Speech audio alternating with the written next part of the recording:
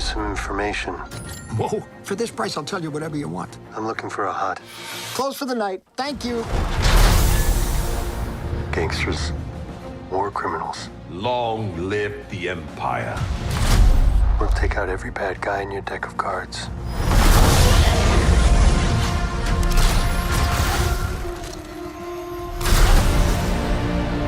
This isn't about revenge.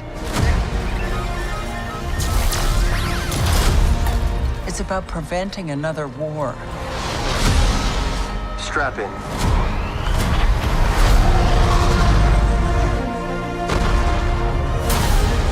You will suffer.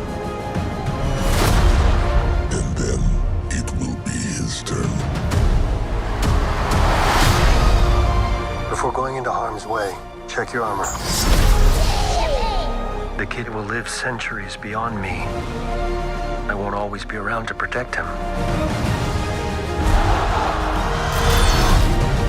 Are you scared? You should be. Do we run? Or do we fight? I like this kid.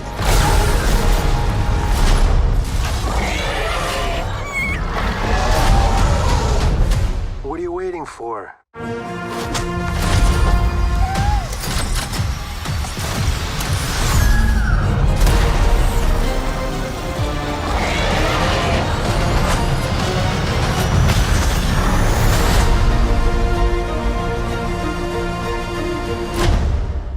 Let's save the rest for after dinner.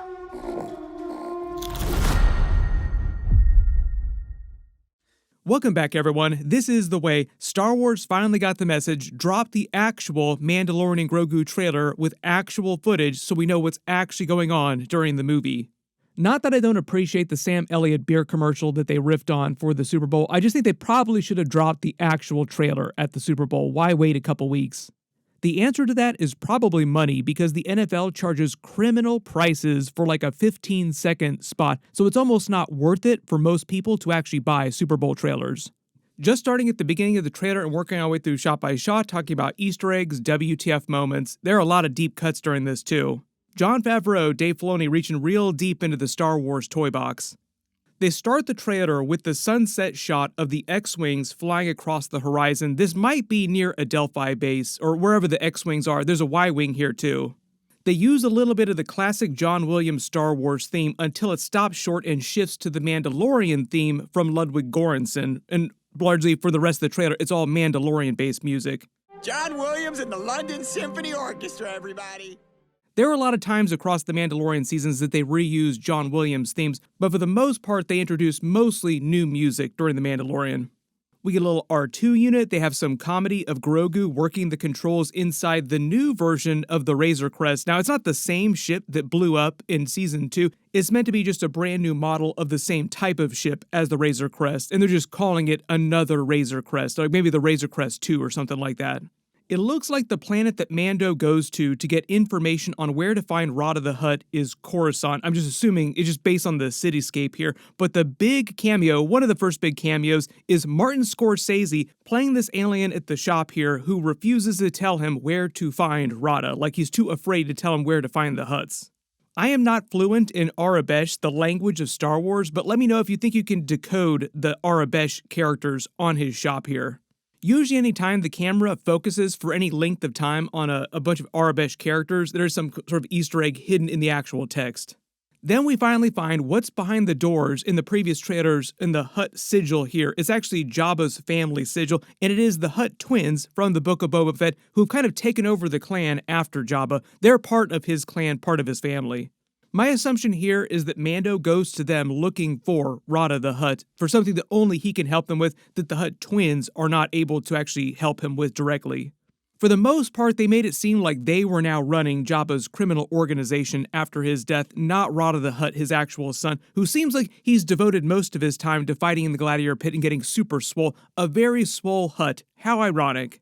When he mentions war criminals, we get the shot of the Shadow Council, or it's some of the Shadow Council. The person who's actually leading it, you might remember from the Shadow Council scene that Moff Gideon had at the end of Season 3, but at least for that episode, they just credited him as a generic warlord. I'm assuming they gave him a more specific title and a more specific name for the actual movie here, but he is that same person from the Shadow Council scene, so he's just one of the factions of the Imperial Remnant. There were many different factions that we saw. Based on the fact that Mando breaks into this room, it seems like he kills a bunch of these people. He's either trying to take something or kill this warlord or capture him. I'm assuming he's trying to arrest him. In some of these other just random stormtroopers, the snow troopers here technically, not stormtroopers, but snow troopers, are just going to be random casualties. Not totally clear what the Imperial Remnant is doing during this that they're actually directly trying to stop, but I'm assuming that's what the mission with Rada the Hutt is all about. He needs something that only Rada can help him with that has something to do with the Shadow Council. We'll take out every bad guy in your deck of cards. Some of you might have detected the really big deep-cut Easter egg for all the Star Wars trading card games. When Mando says we'll take out all the guys in your deck of cards here, there have been many different versions of Star Wars trading card games. Let me know if you collected any of the different ones. Some of them have been more fun, more successful financially than others. Like some of them just didn't last for that long. If you haven't been reading the newer Star Wars novels too, they also canonized the idea that the New Republic also put a bunch of wanted people on sabacc cards, so this is why Sigourney Weaver is handing him a sabacc card with a bounty on it that she wants him to go after. I think they actually just tried to launch another Star Wars trading card game recently too, so that might be why they mentioned it in the trailer. Like, oh, by the way, buy some of this merch. That's pretty much every Star Wars movie ever. Like every little thing that you could think of that could be sold as a toy is sold as a toy. Notice throughout the trailer too, they focus way more on Grogu either emoting, responding to people, talking to people in his own little way of talking, his actual language. He's spoken before. We got a little bit of speaking during the Mandalorian series, but not like in actual verbal words the way you would normally expect it, like Yoda.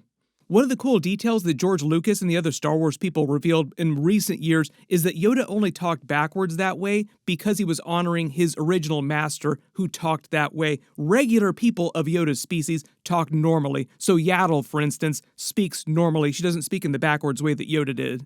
So a little Easter egg there, Yoda could speak normally like everyone else, he just chose not to.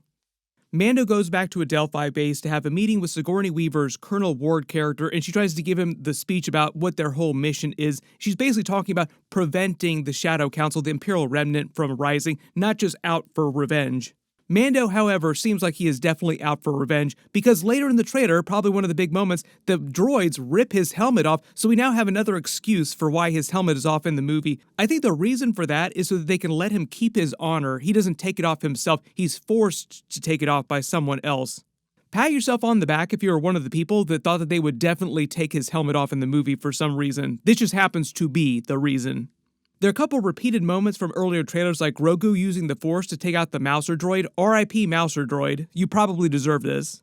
We get what looks like a bunch of HK droids on another planet. I can't tell what planet this is, just some sort of like organic forested planet with this base that they're using.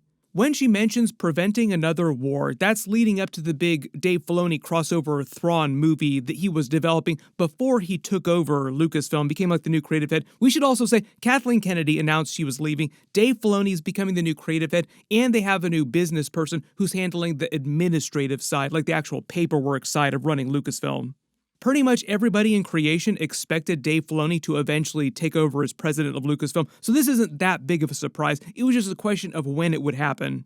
What they have said, though, about the Thrawn movie specifically, because it sounds like they actually plan on fast-tracking Mando and Grogu sequels if this first movie is successful enough. It also cost them way less to make than any of the other Star Wars movies that Disney has made before, so it's going to be way easier for it to turn a profit than the sequel trilogy was. They overspent on that quite a bit. Interesting. But because Dave Filoni has now taken over Lucasfilm on a creative level, the idea is that they pushed his Thrawn sequel, so it's been temporarily delayed, I think, to fast-track the other projects, the other movies that they're currently working on right now, like I said. But at some point, they will have their big Thrawn crossover movie culminating everything during this part of the timeline. I think that the idea is that Disney is just allowing Dave Filoni to let this part of the timeline cook, if it winds up being successful enough in theaters. We get a scene of another bounty hunter coming for Mando at the little house that he started living in on Navarro with Grogu at the end of The Mandalorian Season 3. It seems like somebody is just hiring bounty hunters to come take him down, or either capture him. Then we get that line from the Hutt twins confirming that it's their droids here in this room that ripped the helmet off of his head. And when they say, "You'll suffer, then it'll be his turn," they're probably talking about him fighting in the gladiator pit against all the characters from the Dejarik board. That's who he's fighting. Basically, the live versions of the characters from the Dejarik board, they're based on actual creatures in universe. We get a much bigger fight scene with them in the city streets after the fight breaks out of the gladiator pit into the actual streets at the end of the trailer. But when they say then it'll be his turn, they're probably talking about Rada the Hutt, because Mando then later fights him after he fights the other creatures. We get an armor-up montage of Grogu putting his Beskar armor on, like his little chest plate that he got during The Mandalorian Season 3, and the darts that they gave him. We will see if he ever gets any more armor than this. I'm assuming not, because they always want you to be able to see his face, but we do actually see him get another accessory, which they'll also probably sell with his toys, a walking cane, which is meant to evoke a lot of Yoda vibes, just like Yoda's walking cane. One of the cool details about that, when he was using the walking cane on Dagobah, he could actually strengthen that in the Force, so it was super strong. Not as strong as his lightsabers, obviously, but still incredibly strong.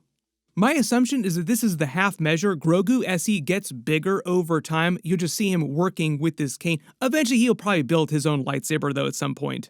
We will see what they do with Grogu much later in the timeline. Anything that happens during this Mando part of the timeline, though, he is going to stay very tiny and very cute.